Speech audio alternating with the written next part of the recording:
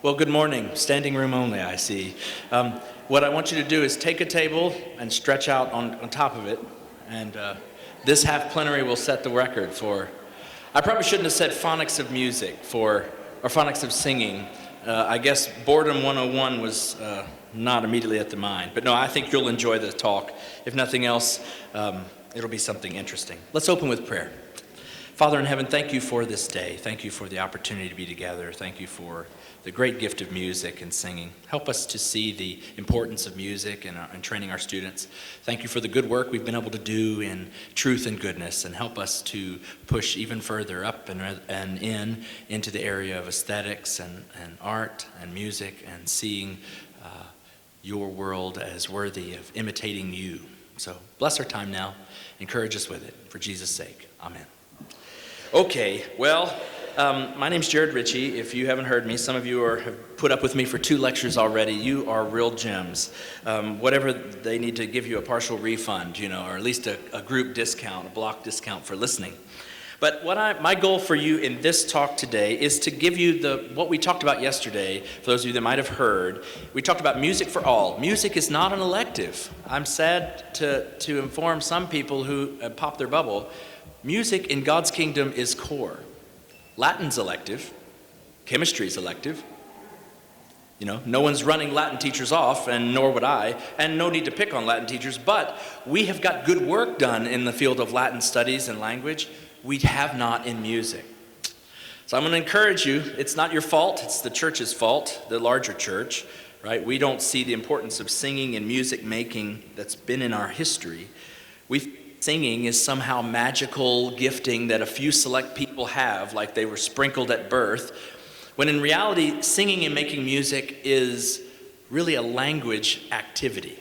And that's what I hope to put before you today to encourage you, whether you're teaching in music or whether you have the opportunity to encourage those teaching in music, or whether you're just curious as a grammar teacher. So I may get tired of standing up here in this nice big podium, so I may come down. But for now, it holds a few notes. All right, so what you see before you, I'm just going to jump in. We're going to do first and then maybe explain as we go. You see an old 1609 round that you can see put before you in its original notation and also in a little more modern notation. And we're going to learn this. We're going to sing it together as a group. And I'm going to teach it to you the way I would teach it to my students. I teach in a K4 through 12th grade classical school in Duck Dynasty, Louisiana, also known as West Monroe. And I actually taught some of the Robertsons for a while, and it was fun. You could spot them a mile away, and they can spot me a mile away with the absence of a beard. But they're good Christian folks, and I've gotten to do some folk dancing with them, and I've gotten to know them, and they're laboring in the faith there. They have their own school, a very large Christian school there in our parish, which we are not counties, we're parishes down in Louisiana, But anyway, so I'm going to teach you the way I teach my students. So this is a canon which has a very wooden English translation, but it'll do. But we're not going to learn it from this because I wouldn't give this to my students. We got to teach it as a language. How do we teach it? We sound it out.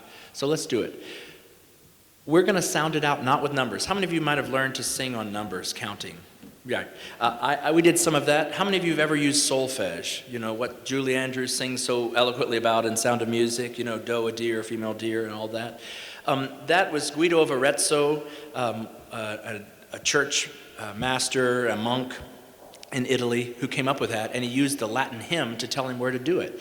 But we've adopted that into a modern notation where we have do, re, mi, fa, sol, la, ti, do, and then if you've ever played on the piano, you got black keys. I'm putting this in very strong layman's terms here, but you have altered sounds that we can use to also sound. So if we wanted to, we could have something, this little tick mark here shows you low sol, so we could have sol, la, ti, do, re, mi, fa, we could do there. So we can go do, re, mi, fa, sol, la, ti, do, ti, la, sol, fa, mi, re, do, ti, la, sol, right? We could do it that way. And that just shows you how to list it out. So we can use all of the sounds in music. We have a phonics for them. So home is usually do. Do is usually home. La can be home. La is the minor cousin of do. It's fun because if you listen to Do and La, they don't have the same last name, but they're cousins, right? So that's how I would teach it to my students. But this is the framework which we're going to operate in so that you don't have to hear me play on the piano. This piano I will use in the next session, but in this session we don't need to use it because we're going to sound everything out. All right, so here's that song that we looked at, Lady Come Down and See the Cat Sits in the Plum Tree. It sounds like somebody put that in Google Translate, put it in Hungarian, put it back in English, and that's what came out. But that's what this tune is. So I'm going to give you, if I have my tuning fork here, Re, Do. We're going to sing this in G-Do, or in G major, let's say. We're only going to sing these pitches here. I'm going to sing them, and I'm going to hand sign them. How many of you know the hand signs? Have you seen them? All right, it's not absolutely necessary that you know them, but it helps reference. So, re, do, sol. Listen, I'm going to sing here. I'm going to go sol, do, do, re, do, sol, re, mi, re, do. You can sing it in my range, or I can sing it in your range. Sol, do, do, re, do. I can't get up there. Sol, re, mi, re, do. All right, you see how this goes? Now, we can sound that out. Our students can do that. So let's try it here. This is fun. We're spread out here, but that's okay. Let's do this. How about half the table? You just do for me this right here. Sol, do, do. That's all I want you to do. Just measure one. Ready? Just this half of the table. Ready? Here we go. Sol, do, do. Sol, do, do. This half of the table, re, re, do, do, re, re, do, do. You two tables get to be measure 3, which because it moves more. Sol, re, mi, sol, re, mi, sol, re, mi, sol, re. And then re, do, re, do.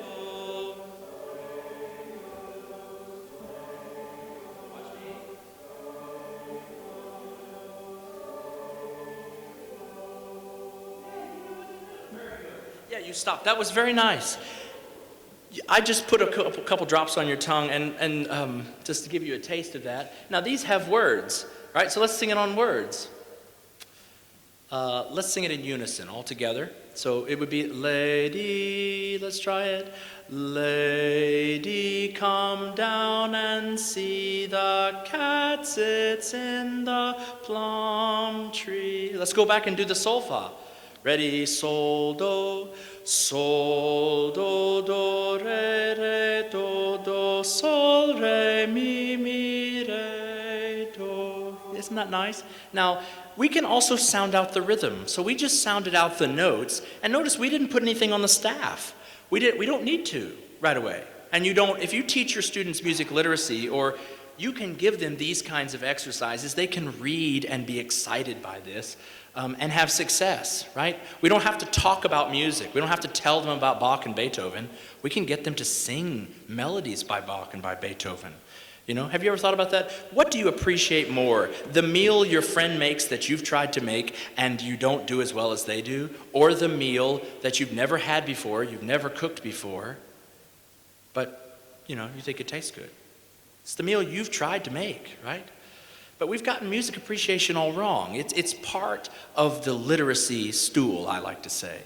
So music literacy is kind of a 3-legged stool, and one of the legs is music appreciation and fine arts.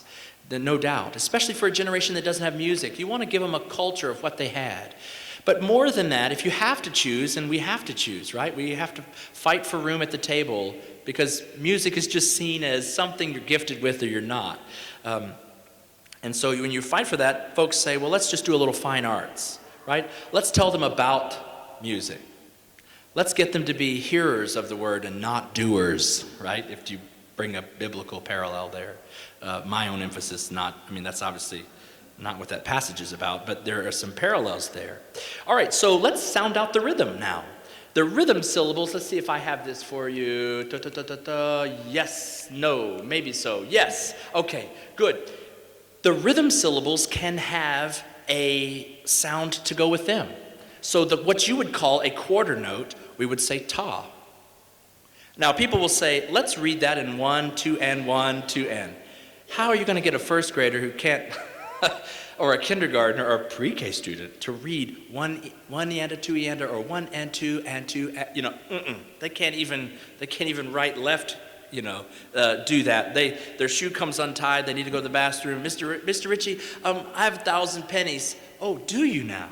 It's hard enough to get them on task. So let's get them to sound it out. So what are the two sounds that we had in our song here? Ta and tt. Right? Now you say, oh, tt, I bet that goes over well. Well, it doesn't go over as bad as you think.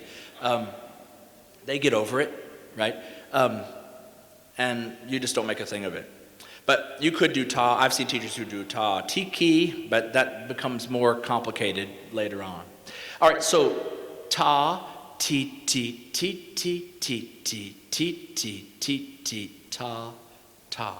Would you say that with me? Ready, go. Ta, ti, ti, ti, ti, ti, ti, ti, ti, ti, ti, ta, ta. Before I have them doing that, would you do something for me? Would you, what I like to call spider beat? So on the table or on your hand, you just do the beat for them, right? You want them to internalize the beat. Ready and say, ta, ti, ti, ti, ti, ti, ti, ti, ti, ti, ti, ta, ta. Yeah, you see that? You're giving them music, right? Do you realize we live in such a desert today that this is like the movie Star Wars, the 8th movie that came out, where Finn just comes out of the desert, spoiler alert, and he sees this trough of nasty water, and he hasn't drunk in days, right? And so he's thirsty as all get out. And what does he do? He goes head first into this water that the rest of us wouldn't touch. It was not because he found that water to be acceptable. It was because he was so parched. And our students are so parched.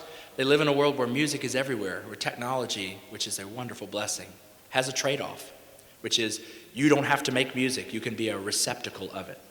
You can be a receiver of music all your days, and you can just say, well, I don't sing. Do you play an instrument? And you've heard people joke, I play the radio, right? I play Pandora, right? But we're made in the image of a singing God, a God who sings over us, a God who sent the choir out before the army in the Old Testament, right? To just said, no, sing. That's called worship is warfare right there. And we are made to do that. We don't fight principalities and powers. We are made to gather and sing and make music to the Lord. The scriptures over 200 times say sing unto the Lord, right? They don't say decline Latin unto the Lord. They don't say, be a chemistry major. They don't say, as much as the liberal arts free us to do that, we're just out of balance. Truth, goodness, and beauty, as I was telling the group yesterday in the talk. Truth, goodness, and beauty is the mantra of the classical world that we often see. We've got the trivium and the quadrivium. But truth and goodness, we need to get right. And in this movement, we have done great work.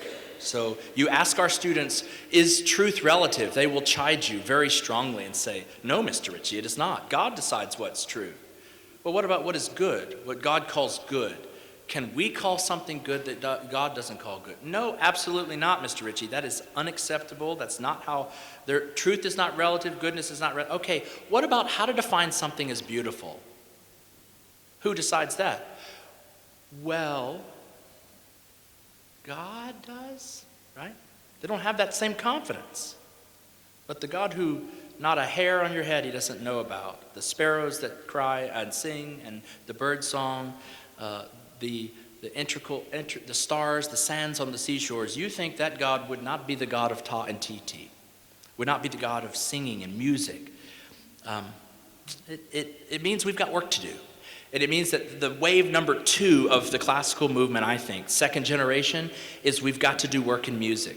Because we don't want students that have a lot of facts in their head, that are not joyful, that are not overflowing and living a life that is just, that their cup is filled over and what spills out is joy. And how does joy come out? I have joy in my heart today.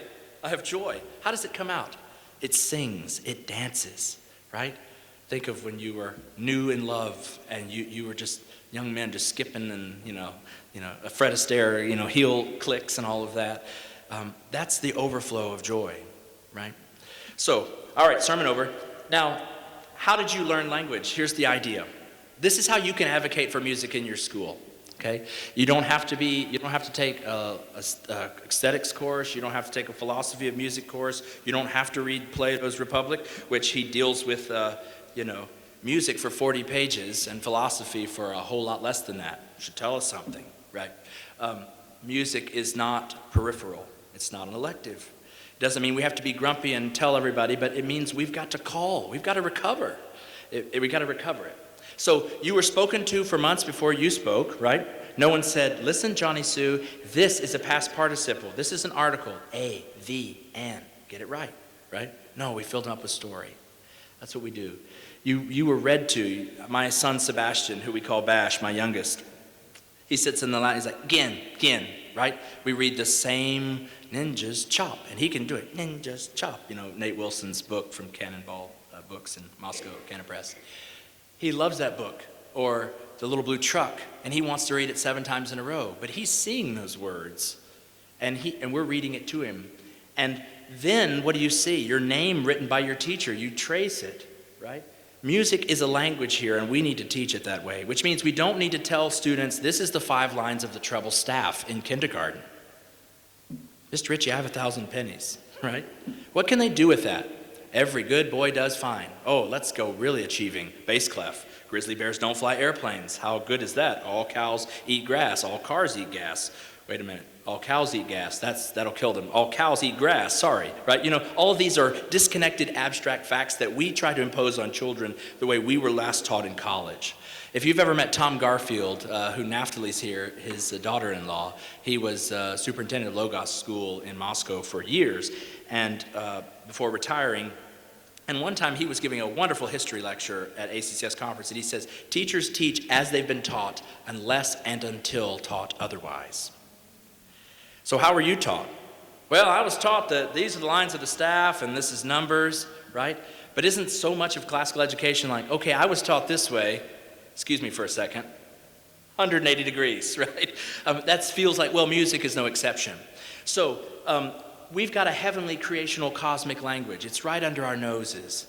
That creation is musical, right? God sings. Read Narnia, right? We read Narnia. Aslan does not bark Narnia into existence. He sings. It's so low and so beautiful, and it is mystical. But he doesn't just say that. Tolkien says that.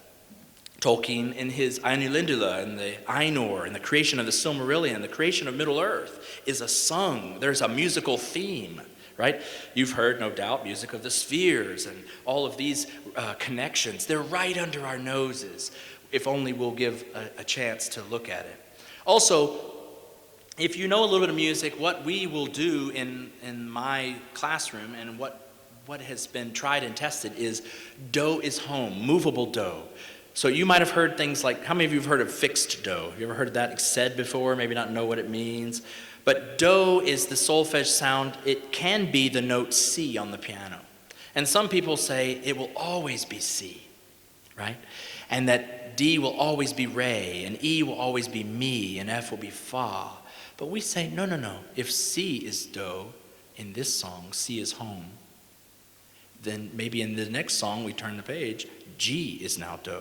And that's what we call movable do. And that way your students learn how to sing do, re, mi, fa, sol, la, ti, do, whether I do it do or do, re, mi, fa, sol, la, ti, do, right?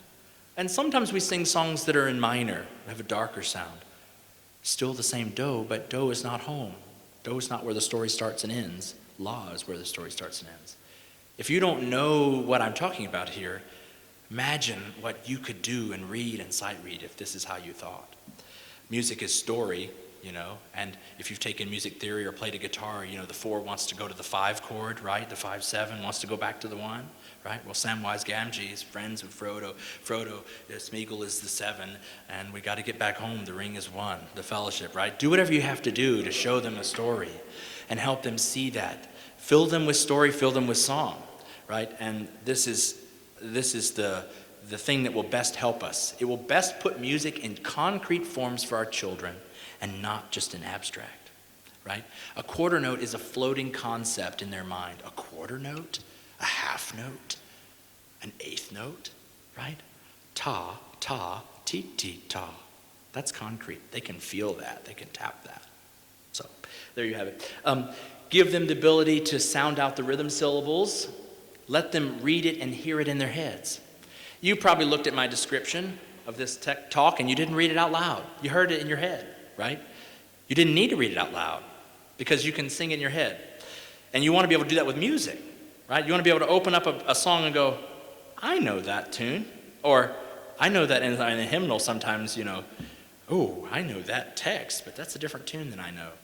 You might have to sing it out loud, but if you can hear it in your head, it's called audiation or inner hearing, and that's what you want. You want students that can do that reasonably well. So here's the thing, and you know what's when I started doing this, and I teach in a school, and I teach music and work in a church where I play piano and occasional organ, and teach Sunday school and work with the choir, and what I discovered, was that the solfege system that we have come to know, it's the churches. It's Christians who said we need to do this. The Kerwin hand signs, do, re, mi, fa, sol, la, that match these, were come up with a 19th century British pastor, or some people argue another lady that he knew. But it was a pastor. It wasn't some musical educator at, Yale School of Music. It wasn't Thurston Howell School of Music Education, right? It was a church member, a pastor who was getting people to sing. And what he did, if you ever wonder about Julie Andrews and the do, re, mi's, it used to be ut, re, mi, and they took the Latin text of this hymn and they said eventually the ut became do. It got substituted, but everything else stayed. And so the syllables are Latin syllables, re, la, and you can see the words there, mi, and it's in red, but it doesn't show up super well there, but you get the idea. And then the hand signs came later with some alterations. You have the white keys on the piano, I guess for trying to put this in layman's terms, and the black keys are some alterations. So you have altered hand signs for that too. Because music would be boring if it was do, re, mi, fa, sol, la, ti, do, ti, la, sol, fa, mi, re, do, re, mi, fa, sol, la, ti, do, ti. It would be boring, right? It would be vanilla, We need something besides that. So these are the syllables, la, ti, do, re, mi, fa. You can do low, you'll see me do tick marks and so forth, but this is how we can sound this out. You've seen the church in America use shape notes singing, right? The old hymnals had music theory primers at the front. Hymns are not God's gift to the church. The Psalter is. Hymns are great. Hymns are poetic exposition of God's word and practice, right? We want hymns. We don't want to be chronologically snobs to only listen to old stuff because it's old, and we sure don't want to listen to new stuff just because it's new. But ours is a rich and diverse heritage that needs to be like, it's all part of our heritage. Let's take it in and use the best of it. Let's don't be Eeyores. Let's don't be, hammers thumping nails. But let's go for the best. We were talking, maturity often is the decision between better and best, not between good and bad. And so, the early American churches, the pastors, Lowell Mason and William Billings and these guys who would write music, this is the 7-note solfege. If you know 7-note shape note singing, if you know the 4-note shape note singing, it has less than this. It's like fa, sol, la, mi, fa. And it doesn't use all the sounds. So you've got fa, which has 2 different sounds, which is sometimes confusing. But it has worked for many a church to, fa, sol, la, they get together and sing. They would see the value of it. So this is the shape notes, and this is our church. This is the church's heritage. In America is where this happened. The idea was instead of having the solfege written, the shape would tell you. The shape could go anywhere on the staff, and that would help you know what the sound was. This is not as common as the 4-note system, but I have seen parts in Appalachia and other parts, Midwestern states, who will use this in some of the churches there to get their congregations to sing. And we already looked at this, but you've got rhythm syllables, ta, ta, ti, ti, ta, tika, tika, tika, tika, tika, tika, tika, tika, tika, tika, tika, tika. That is percussive. That's fun, right? You want to have management issues in your classroom?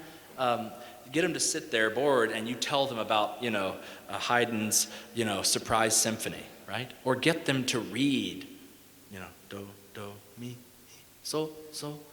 Get them to sing Haydn Symphony and let them find it out. Ti, tika, or tu, or tau. You could do the half note there. There's alternate ways to pronounce that. Ti, tika, tickety, tom, ti, ta, ti, ti-ta, ti-ta, right? And tim, ka-tim, or reverse it. Tikum, right? There's all kinds. You can rhythm count and sound out the rhythms. And then guess what? You don't need that dreaded treble clef and bass clef right away. We don't need to give them the abstract right away. Let's just tell them where everything is relationally, where do is home. So let's use a do clef. I was telling the group yesterday, this is the do clef, and do can be in the first space on our hand staff. See how your hand staff has that? You can go do, re, mi, fa, sol, la, ti, la, sol, fa, mi, re, do. Or you can move do to here, what would be G, right? And then later you say, oh, there is this funny looking clef, and it's a G clef. It's not an S clef, it's a G clef. Musicians call it the treble clef.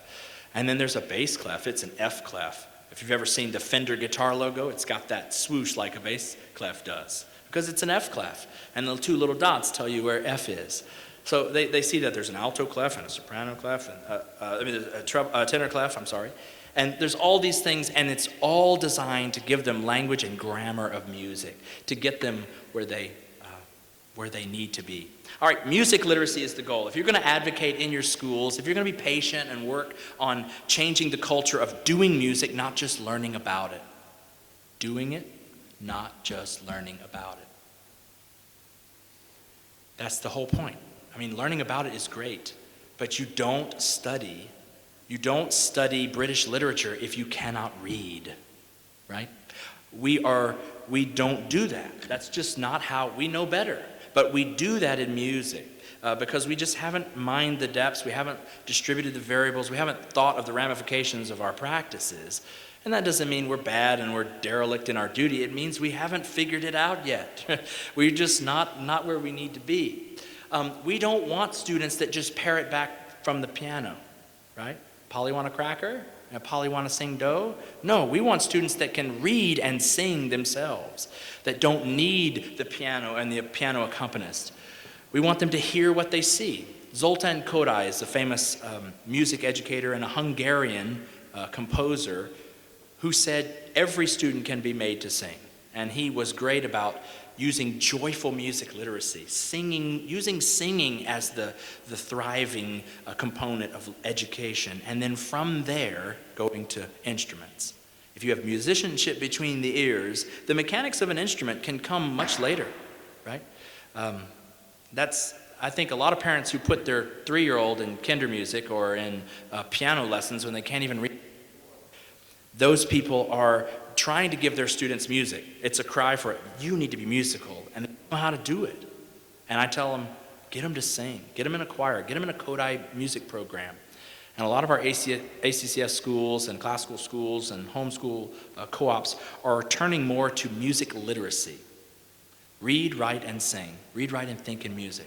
And they're using these elements to do so, and they're disguising the learning. They're not like, we're going to read through 7 exercises. They're playing games. They're getting the kids to do what kids are supposed to do, play and explore and sing. And they're not just doing it in the music classroom, as we heard Deborah and Naftali yesterday talking about. They're doing it in the school day. They're doing it in the hallways. Schools are starting in the morning. They're having chapel. We're getting out of this idea that, people sing and some people don't, right? No, we all sing. In my next session, I'm going to play a little clip, hopefully to support that, a little funny clip. But that's for there. All right, so I want to tell you some more evidence of this and how I came to this, rather than just throw all this out here and you don't have a connection to it. So my after-school choir, what we did, and I am a choir director by training. That's what I went to school for. And I taught in the university, I directed choirs, I taught private voice. I didn't think I would be doing this, teaching in a classical school. I didn't think I would be doing it and loving it, and had the opportunity to go back and didn't. I absolutely love what I do. I don't teach K-4 through 12 anymore, I teach 4 through 6, and that's why I'm able to stand before you today and not be dead, because our students in the school take lessons 3 times a week. They have 25-minute lessons in elementary because I'd rather see them for a short period of time to practice language. Would you rather read to your kid a storybook for an hour and a half, 1 day a week, or would you rather read a book 4 days a week or 3 days a week, one time through, right? It's that idea, language saturation. So I told our headmaster, no, I just need 3 times for less. And he worked. He's a great guy. He's very supportive. He catches the big E on the eye chart of music literacy. So this is my Delta Youth Chorale. We live in the Delta Blues Basin, northeast Louisiana, off the Mississippi River. And so when we stopped doing choir in the daytime for a time so that we could, not have a third grader standing up on stage doing the equivalent of Hamlet, right? To be or not to be. To be or not to be. They have to echo and parrot it back. They can't read Shakespeare's English. Why do we think that they can read some advanced choir piece? What do we have to do? We have to just teach it to them by rote. Rote is not a bad word. It is a 4-letter word, but it's not a bad word, which means I can teach it to them, and there's a time for that. But if that's all they know, this is what people will say. I sang in choir, I took piano, but I don't anymore, right? They show me how to play these notes. They show me that I can decode these notes, right? And classical students have a much more elastic memory because we work their minds. So they can memorize longer passages of songs, which also cover that fact that they can memorize big choir pieces much easier. And at first you might think that's a good thing. But can they read it? Can they go home and teach themselves their part? Does the theater teacher say, all right, come to rehearsal today, repeat after me, to be or not to be? Right? No, they say, learn your lines. Why can they say that? Well, they can say that because literacy, we've achieved it by and large in the Western world. We haven't in music. So we need someone to decode it for us out loud so our students can sing it back. So that's where this choir came in. And so what I felt like is these students need opportunity to sing and make music. They need to be able to enjoy that time. And so what we did was we said we will make the day be the music classes, the grammar of music, the singing and occasional, historical tie-ins and doing of music. And then after school, we'll open it to those who want to build on that, right? To strengthen their voices, to have the community of singing together. And so this Delta Youth Chorale was started. It's 2 choirs, and forgive my cheesy pun, but it's Kodai. I'll show you what I do. But 2nd through 6th grade in one choir, non-auditioned. And then I have a 7th through 12th grade choir. Currently, there is just over 50 in both groups, and I'm in a small metropolis. I open up to homeschoolers in the area, and to our students, it's about 60-40. Our students, 40% homeschoolers. We're in year 7, and it has done very, very good things in our area. But it's 80% score reading and 20% rote teaching. And I get to expose them to good music, right? The music they would never hear before. Sing Tallis, sing Bach, sing Vivaldi. We're doing the Mozart Coronation Mass. They're not going to go listen to that on Spotify or on Pandora. They will now because we sang a melody for it. The Laudamus Te from one of the minor masses that Mozart wrote. The children are singing it beautifully. It's just glorious. I wish I had taken a recording. There's no gimmicks here. There's no curriculum to sell you. If you notice, I'm back here at this other table if you want to visit with me. There's no curriculum here. I could be very disingenuous and sell you a curriculum. But you know what is the curriculum in my school? We have 2 curricula, whatever the Latin. Anyway, it's me and the other teacher, right? Sure, we have books and primers and things we use, but you don't remember your 4th grade math book. If you do, something is very special about you. You remember your 4th grade math teacher, right? You remember your 7th grade logic teacher or your 7th grade English teacher. It's because you're the curriculum. Your teacher was the curriculum, embodied, come to life. So this is how this works. It's no gimmick. We're rote teaching them. It's a 3-headed monster because if you're not rote teaching them, or if you're rote teaching them, you're behind the piano, you're conducting with your head, you're trying to get them to go, put that down, take your hand out of his ear, right? It's a nightmare, and you feel like, how do we get anything done? And you just have to build in enough time to get stuff done. But if you let them read their score, they're hanging on for dear life. They don't have time to mess around, right? And get them to read the solfege syllables and the rhythm syllables. Get them to sound it out. So back in fall 2016, we did Mendelssohn's Lift Thine Eyes. You know the trio, soprano trio, Lift Thine Eyes, oh, lift thine eyes. A piece from his oratorio, Elijah. Well, they don't even know what an oratorio is, right? They may know Handel's Messiah, but we get to teach it to them. And then they go, wow, that's pretty cool. So I rescored it in Sibelius notation software. It's in a different meter and it's in a different key. I just lowered it down to make it age appropriate for second through sixth graders. And we put bar numbers in every measure because I want to be able to touch your finger to measure 12 because I've got second graders in there. I've got sixth graders. That's a big age gap. Those of you who teach that age. I used to teach kindergarten and pre-K together. Pre-K can barely stand up and walk in a circle, and their shoe comes untied. Kindergartner can walk in a circle, It's such a motor skill difference. Well, imagine second to sixth grade.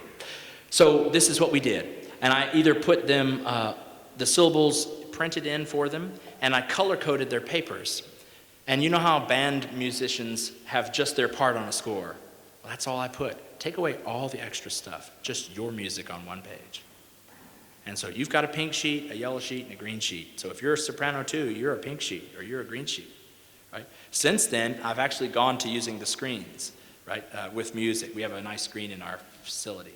This is hard to see, but what you see here on the left is the master score of that soprano 1, soprano 2, alto of Lift Thine Eyes. Then you see the soprano 1 single page on the right. Okay? It has the notes and the dynamics and the measures, and it's just one thing. They can't get lost. They don't have to worry about finding their part. And you're introducing it to them in an age-appropriate way that they can sound it out and count the rhythms. This next slide has soprano 2 on the left and alto. It's hard to read all the detail of it, but you get the idea. So I wanted you to see this. After rehearsal one day, I grabbed the 6 folks, 2 on each part, that would be willing to sing it. So hopefully we'll get the sound where you can hear this. This is them singing it on solfege. Listen to this, and I'll tell you, this is when I knew we were okay.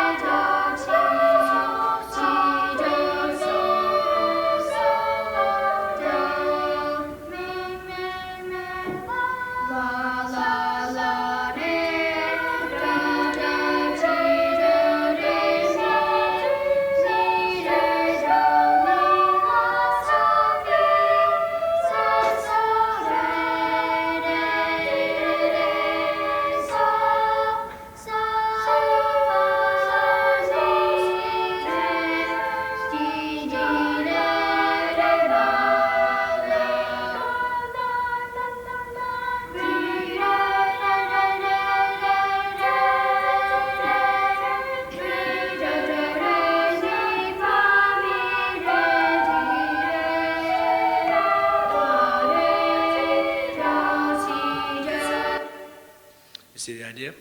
Now, is there intonation issues? Of course. But they are having the music come out of them, of their own reading. And then can I shape it? Well, absolutely. Just like a theater coach. If you can say your lines, then we can work on projection and diction, articulation, and how do you pause and ebb and flow and rise and fall in your tone, your cadence. You see? All that has to come out of you. I can't hand you the apple and grow it and say, hold this, right? And then mom's going to take a picture and then take it back, right? You've got to grow it. I've got to help them do it. And so that's that. And like I said, we can shape it. And you heard me talk about the theater analogy. That's a helpful one, helpful language analogy there. And then this is just so you can hear the finished product, a little bit of it.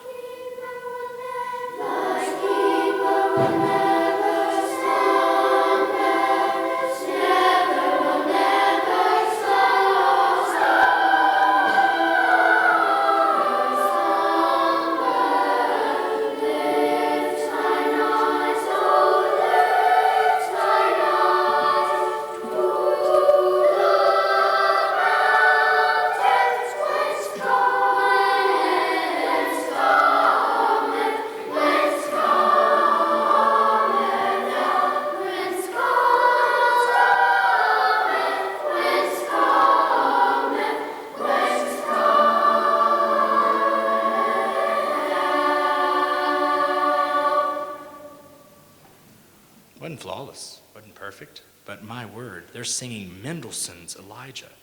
I didn't go buy or score something out. I just used the real music. Zoltan Kodály, the guy who most of us who are literacy driven, it seems, are finding more and more tools in his repertoire to use, he said that only the best is good enough for children, right? We give them schlock and think that's what they want. We give them everything in a major key. We don't tell them anything that's dark. We don't give them anything that's tricky. And we sell their preferences and their love short. I mean, they will love what we help train them to love. And don't you think we should want to use our language to bring about this kind of thing? So here's the takeaways from this process and how I commend it to you and how you need to commend it to your folks. We need to talk it up. We need to not be in a hurry. We don't need to get frustrated. We need to give thanks where we are. We didn't get in the ditch overnight. We sure aren't going to get out of the ditch overnight, the music literacy ditch, that is. But we must take risks in the name of getting them to love new music, right? Good music. We know this in books and literature. We know it. We need to apply it in this field. And also, I don't audition my singers. I think I'm a music educator. I'm not a show choir director. So guess what? I got to earn my paycheck. I got to get this student to sing, which means I've got somebody who's flat, who doesn't know how to get out of their chest voice, who I'm working with. I got to get the young men. I started a boy choir, and the girls are like, Mr. Richey, why don't you start a girl choir? I said, you know what? You girls are always in my choir. The guys don't think it's important. I got to recruit them. I got to tell them it's cool, it's masculine. I love it. I got guys come from wrestling practice, and they come to rehearse, you know. That helps my stereotype greatly, right, of having feet boys, you know. But no, these guys come from wrestling, sweaty and smelling like wet dogs, and then we sing, you know, Palestrina and Talus and all kinds of fun stuff and get them hooked on it before they can be trained to be cynical against good music. Not so they can go, I listened to Siku Chervus and sang Siku Chervus by Palestrina when I was 12 years old. Who cares, right? If they're doing that, we've messed up in a whole bunch of other areas. But hopefully they will go, oh, isn't that Renaissance polyphony beautiful? I love it. Wow, that's what we want. We got to get them to do it, though. We can't say, listen, hey, I'm going to play for you this lovely work by a composer that is dead. And they don't know anything about it. We might as well turn on, as I told the group yesterday, a Chinese audiobook for them. Let's put classical music on in the background. Let's do that. Yeah, I'm not against it. But do not think that that alone will move the needle of preferences and loves of music, because it's foreign language.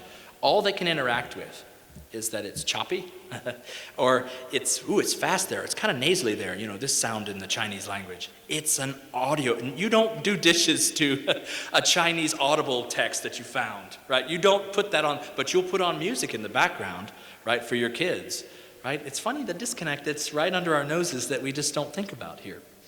So we've got to bring them along. So you can see that here. We've got them to get to do music and not just know about it. You see the pattern here? And I think Satan would have us have music everywhere and no one be able to make it, because he realizes how powerful it is. He realizes how it could change the culture of our schools, right?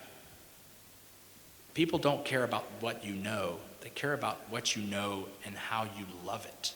And we got to get them to love it. We got to have that joy like I talked about. All right, so we're not going to be able to do a lot of this, but I wanted to survey you through some of the stuff that I've done. This is a hymn by Palestrina called Jesu Rex Admirabilis. It's an old hymn. It feels like a hymn. It's not a chant in that way. But the way I would teach it to my junior high students is, and they love this piece. It's glorious. I would take them through. I would say, okay, we have 4/2 time here. That means the half note. The ta-o is the beat. And that's the great thing. All of our hymnals in the last 100 years, the ones that are still being used, it seems like there's a quarter note and it's always the beat. But so much music before that, the half note was the beat. The whole note was the beat. Saved ink, right? They don't know how to do that. Our church pianists haven't had that exposure, right? If Bill and Gloria Gaither is your only adventure into hymnody, right? I would say, call me weird, but Bill and Gloria Gaither, they're contemporary, you know? This is the old stuff, you know, this is the traditional, right? Wesley, slightly contemporary, right? Isaac Watts, sorta, right? If you think about 2,000 years of church history, I mean, think about it. Let's say the Lord tarries and we don't go back to be with him. Let's say 600 years. Do you think people are going to go, Billy Graham? They might go, Charles Wesley, Billy Graham. Okay, which one came first? Think about it, right? With a bigger perspective, we think, oh, absolutely, you would not get those confused. Not 600 years from now. you might. So anyway, this is what we do. This is the piece. I'll sing a little bit of this for you. It's the tuning fork pat down to find this thing. Get away from the piano, use this thing, right? So then I can have a starting pitch and I can sing with my students. Boy, that was wonderful to be able to do that. All right. Sol, mi, do. So we've got la, la, sol, do, ti, la. I'm singing part one. La, la, sol, do, ti, la, la, la. Fa, mi, la, sol, fa, mi, mi. La, ti, ti, do, la, sol, sol, sol. Do, do, ti, la, la, la, sol, fa, fa, fa, mi, re, re, re, di, re. They can do that. The harmony in this is wicked good. And I'm not going to make you sing it, but it's a wonderful text. You can find the Latin hymn. Put this on a concert, right? You don't need to go get a J.W. Pepper piece. Do this, right? This is great. Yeah, just pick a part. So, re, re, fa, la, fa, re. If you want to sing the baritone part, or actually it's the tenor part, re, fa for the middle alto part, or part two, la. Just pick a part. See you somewhere. Hopefully at the and.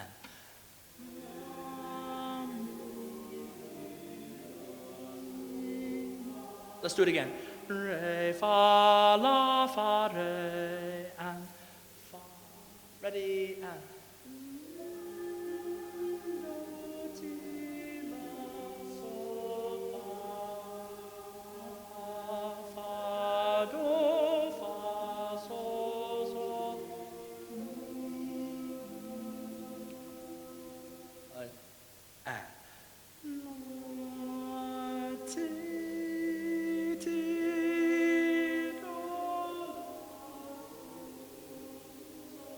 It's not easy, is it? Right? And we're dying on the line here, but guess what? 100 years ago, this is like Dr. Seuss level music. This is not Bach like, or Handel, what is it? Handel's, what is it?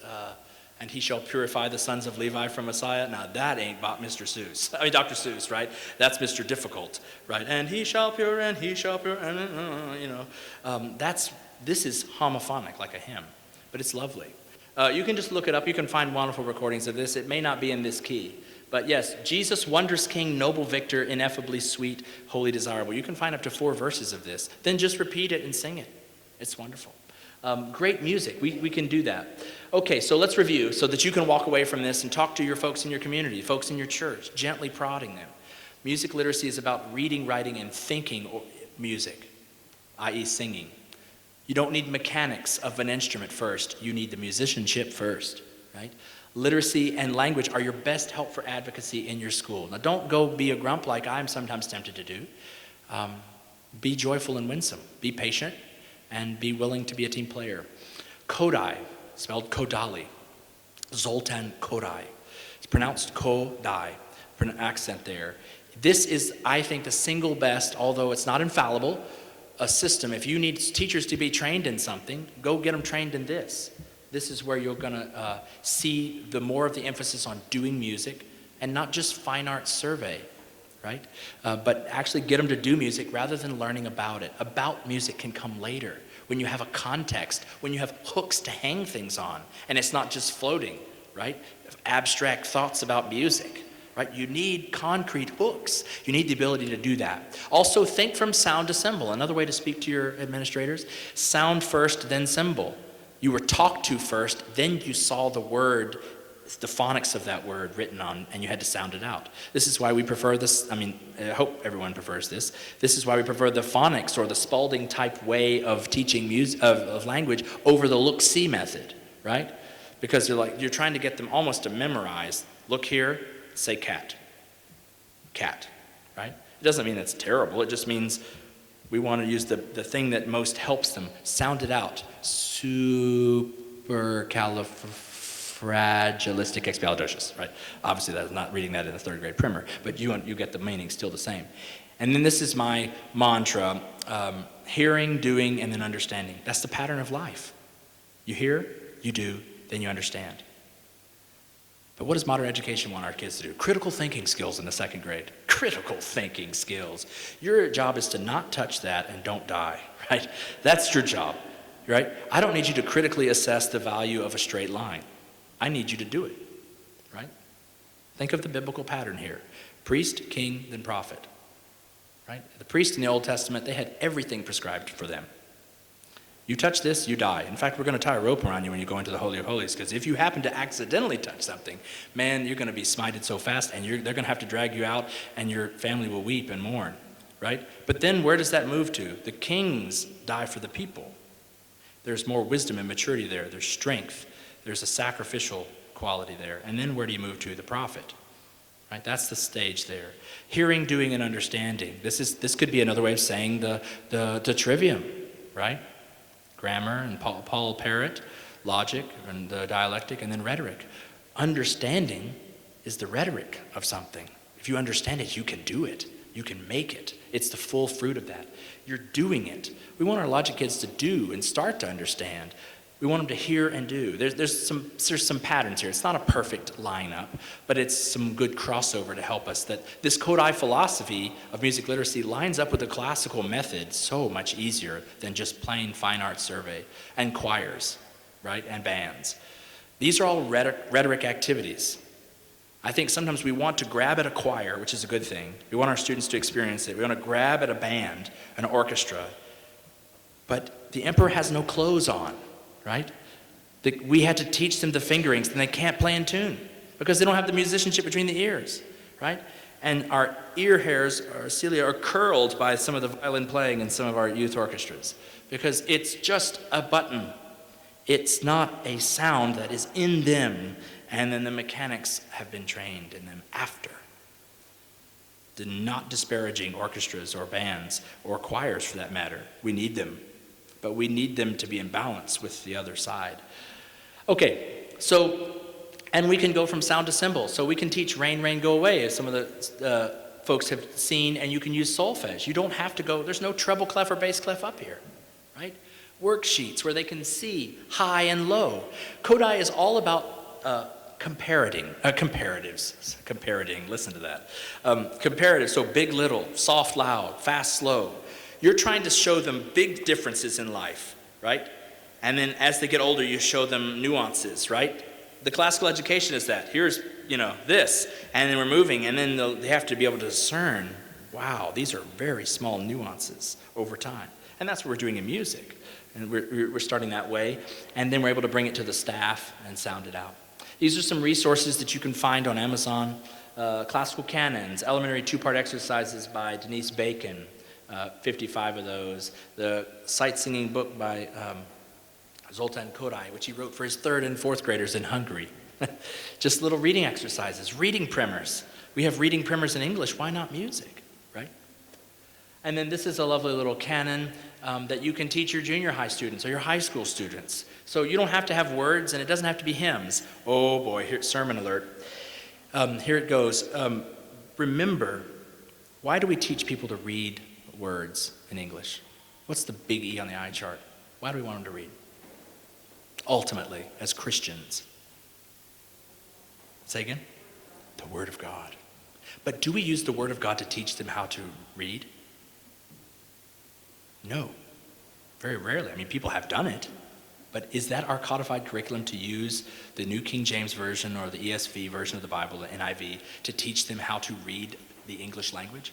No. But do we ultimately teach them to read English so that they might know the Word who became flesh in the way he's revealed it in the scriptures? Absolutely.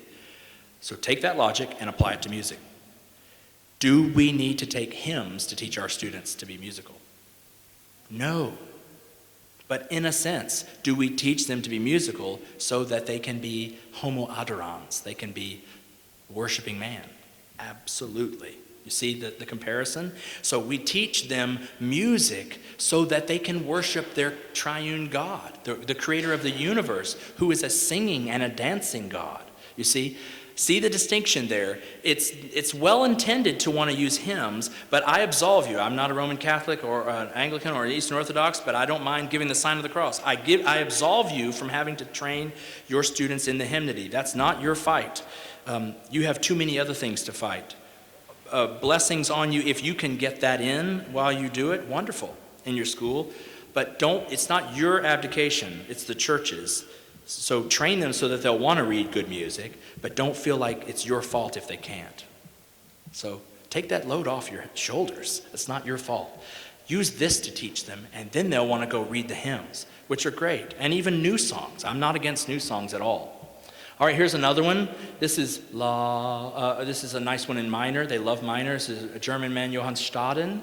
This is also in that classical canons. You see, this is what you can do in your class. You don't have to just work for choir. But let's say your headmaster says you got a Christmas and a spring performance, you got to get it done. Well, throw some of these things on there. Get the pianist in your school to play along. Get a flute player to play the middle measure here as an ostinato, just a repeated part. And this is that Denise Bacon book. Get them to read music off the staff. Don't be afraid. First graders, second graders, third graders, get them to do that. Make it age appropriate. Then you can eventually get more and more of these down, and then it can go to the staff. This is in that same book. On the left side is off the staff, and then on the right side is often the same music, right? Sound it out, the rhythm and the music. Kodai taught in something called pentatonic. If you ever look at the piano, all the black keys are pentatonic.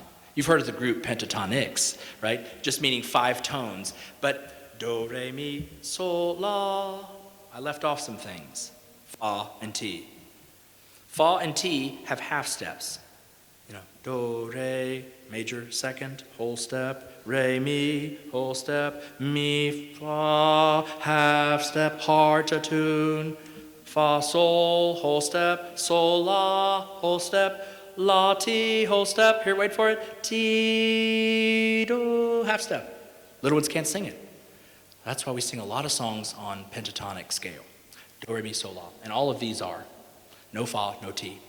A lot of your folk music, Chinese cultural music is that way too. So once again, those are those resources there. You can use them in your choir. Take 10 minutes out of your choir. Rehearse these, they're great. I teach at a Kodai Training Institute that was started at New St. Andrews College. Chenaniah was the chief of the Levites in the music. Dr. Erb came up with this name because apparently he got paid by the number of vowels that we could smash into this title. But it's the Chenaniah Summer Music Institute at New St. Andrews. It's teacher training to teach you how to teach in the special weird that myself and several of the other folks here, and maybe you out there, have been trained in, that can give joyful music literacy to our students, that can get them where they love it. It's 2 weeks for 3 summers, each level. It's wonderfully, the most exhaustingly good time you could have away from your family in northern Idaho at New St. Andrews College. And we'd love to have you. I'd love to talk with you about it. And there's Kodai programs all over the country, but the nice thing about ours is it's like albino alligators. You know there's more, like where I'm from and in Florida, you know, there are albino alligators. We know they exist. We just don't see more than one of them at a time, right? There are literacy-driven classical Christian music educators. We just want to get them together, you know, so they can brush up and in the trenches together, more than the Leviathan State University's Kodai program, where you've got college students and, you know, continuing ed folks who are just like, yeah, I get an extra, you know, pay raise for doing this. We don't get a pay raise. So it's fun to be able to take this back and take it back within the context of the church and within the school and how to do that. All right, so a couple of these resources, I'd be happy to give them to you, so I don't have to pack them on the flight, but I'm happy to sell them to you too, if it means you could give it to a headmaster after you read it. Raise the Song, the ACCS publication, which outlines this. Bach to the Future, which is just trying to frame it for parents and for headmasters, and then this DVD in the middle, just as a discussion, informal, something to pass and talk about. So, and ACCS Music has a Facebook group. So you guys are just real gems for putting up with me for an hour, and I thank you for that. If you have questions, you can find me or stick around for this next session. It's singing, singing, and more singing. So the phonics of things are great, but it's not like, here, learn English. We've got a pattern. Learn music. We've got some tools. So hopefully you can encourage folks to use them. So let me close this in prayer. Heavenly Father, thank you for this day. Thank you for your great gift of music. Thank you that we can understand even small parts of your order and your wonderful creation in music. We pray that you would help us not grow weary in doing good. Help us to give thanks, to not stay complacent, but to be content where you've put us. Help us to rejoice in that. Help us to push forward and to encourage one another. Thank you for the rest of this conference, and we ask that you would bless it to us and for your kingdom's good. We thank you now. In Jesus' name, amen. Thanks.